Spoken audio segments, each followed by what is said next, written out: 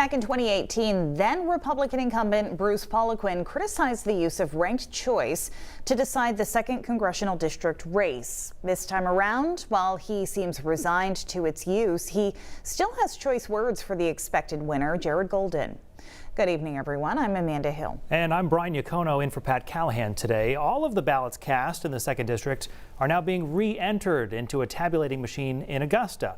The aim there is to see how many people who voted for independent candidate Tiffany Bond also picked Golden or Poliquin as their second choice. Golden needs fewer than half the second choice votes Poliquin needs to get over the 50% mark.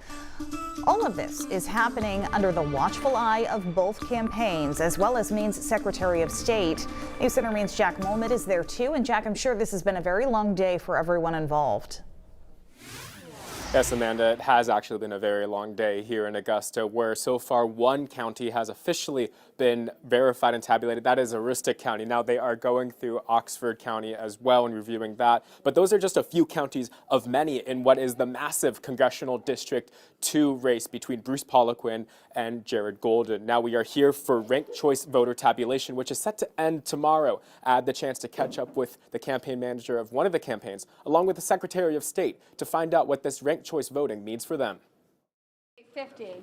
The DS-850 is the high-speed tabulator at the back of the room. Again, the company. This is how the state of Maine is finding out who will represent the largest congressional district east of the Mississippi. Not by a supercomputer, but by sorting individual ballots. They're scanning ballots from Allagash. Paper ballots. This is a really exciting day. The election between Democrat Congressman Jared Golden and Republican Bruce Poliquin and independent Tiffany Bond is all coming down to this.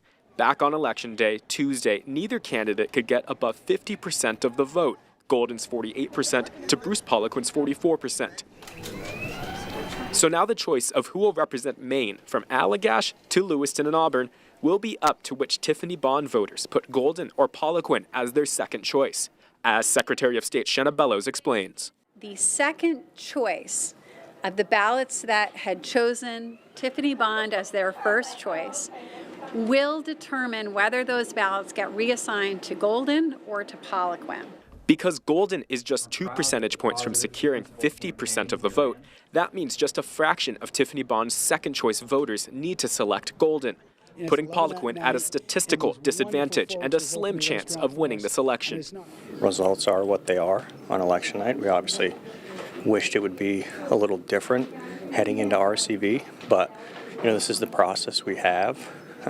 So we're just here observing the process, making sure we see everything through.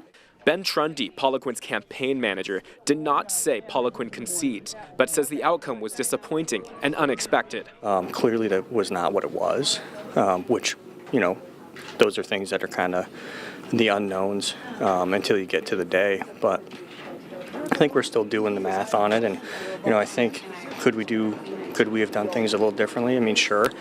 Ballot watchers from Jared Golden's campaign were there, but declined to comment. Golden's campaign spokespeople referred to his statement made Thursday, where Golden told reporters his win is all but certain. I'm deeply honored that the people of Maine's 2nd District have chosen me to represent them in Washington for another 2-year term.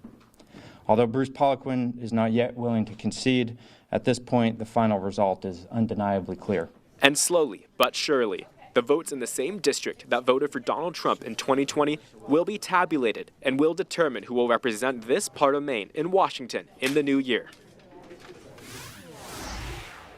So while I'm live here, I'll go and show you guys things are wrapping up here right now. They're just dotting their I's and crossing their T's here before going back home and returning at 8 a.m. tomorrow to start verification again at 8:30. The Secretary of State tells me that they expect to have a winner declared tomorrow evening. Amanda? Jack Molmid live in Augusta tonight. Thank you, Jack.